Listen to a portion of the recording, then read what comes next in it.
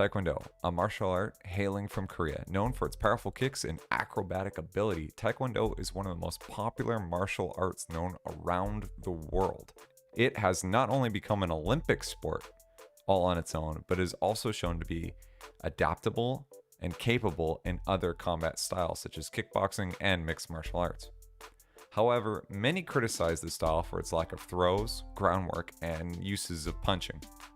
Hey everybody, it's Matt from Iron Mind and Iron Body, and today we are going to take an in-depth look into Tae Kwon Do. We are going to take a look at what it teaches, its combat rules as taught, and its effectiveness in the ring, the cage, and the streets. Keep in mind, this is all from the perspective of a lifelong martial artist who's dabbled in tons of different styles, but I haven't taken Tae Kwon Do specifically. On one hand, maybe I have the wrong idea of it, but on the other hand, I think that can kind of keep me as very unbiased.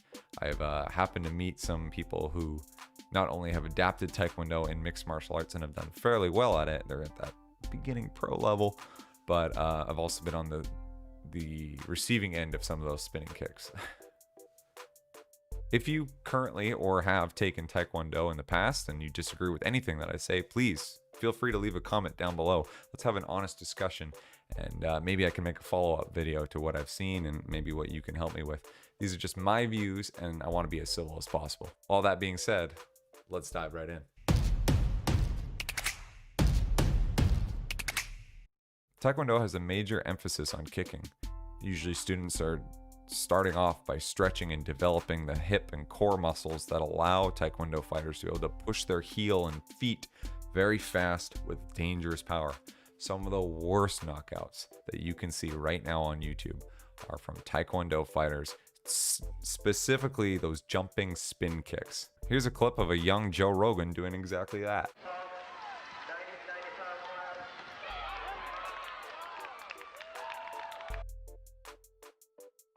Pow, down he goes. This seems to be a fairly common move at the highest level of Tae Kwon Do. It can be used to counter oncoming attackers as well. Now, the Tae Kwon Do rule set, people generally wear body shields, shin guards, head protection, mouth guard, and groin protection. When you land a point, the fight is momentarily stopped as the ref and judges decide who scored and the fighters are reset. While I have some problems with this type of fighting, and trust me, I have some real problems with this style of fighting, I'm going to extend an olive branch here to the positives of point style fighting. It teaches a lot of things that some martial arts don't. For one, you only score if you hit someone. For two, it does teach really effective in-out lateral movement. And some martial arts actually forget about that, and if you can control the distance, you can control the fight. Timing. Timing of all things, this is what this style has taught. So many Tae Kwon Do players have timing down. If you take a step forward, they're reacting to this. And kind of for kids at the younger age, this is a great martial art for people to do because of the lack of contact at their area level. People aren't going to get knocked out. Concussions, probably a good thing. Now in kickboxing and other combat sports, things can get a little complicated.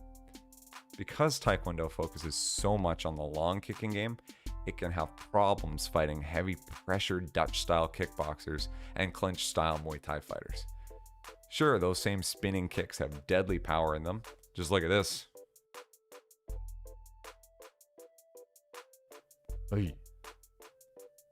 But the weakness of the style really starts to fall through once other rules get into the mix. After throwing a big kick, which can use a lot of energy, another fighter may close the distance for either a takedown or just to keep you in his punching range. And without a giant mat to set you up, you can get trapped into a corner or the side of the cage or against the ropes. Not a good situation. Defensively, Tae Kwon Do seems to lack the Thai style of checking the legs. And also, it seems to me that whenever I watch Tae Kwon Do, people, they just don't keep their hands up, man. I don't. However, that's not to say that what Tae Kwon Do offers for more combative sport fighting, we'll call it for this sake, really good front kicks and amazing side kicks, which can be used to stab or jab out at the opponent to help set up bigger kicks and even just good movement. I think that that's something that Tae Kwon Do can offer in these combative martial arts. But now we get to the most important question of this discussion. How does Taekwondo work on the streets? For most people, martial arts really are a tool to have to defend yourself. A very, very small amount of us actually go and become prize fighters or choose to compete in tournaments of any kind.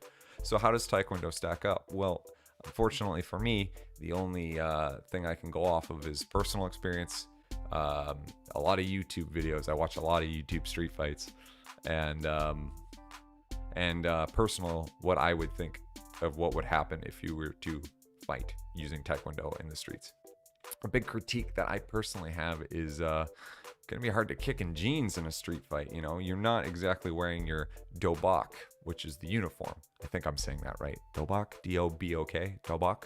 Well, now with such an emphasis on kicks, if, you know, wearing something a little bit looser, if you happen to wear yoga pants or something a little, you know, even some bag pants or some shorts, yeah, I'm sure you'd be great. But, you know, it depends on your fashion game, I guess. If you always want to be ready, never wear jeans, but I'm a big fan of my denims, so.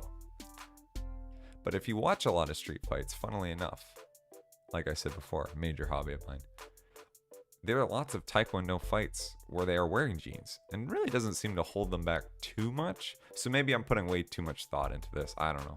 Overall, Taekwondo is a phenomenal martial art that is shown to be effective.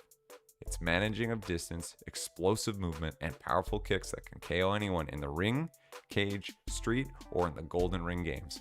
Combining Taekwondo with boxing and kickboxing, maybe to polish off some of the heavier flaws, keeping your hands up being one of them. And of course, taking a judo or Brazilian jiu-jitsu class just to keep some groundwork going. All this being said, it's very easy to see why Taekwondo is not only popular, but recognized as one of the most effective striking martial arts. And that's it. Hey guys, if you want to see more deep dives into martial arts styles, please subscribe to the channel and leave me a like, and tell me which martial art you do and what would you like to see down below. I have many ideas and lots of different videos I want to make, not all centered around this subject, but this is something I love doing. I love talking about martial arts. And my only rule here is, guys, be nice to each other. Be nice. Okay? There's a time and place.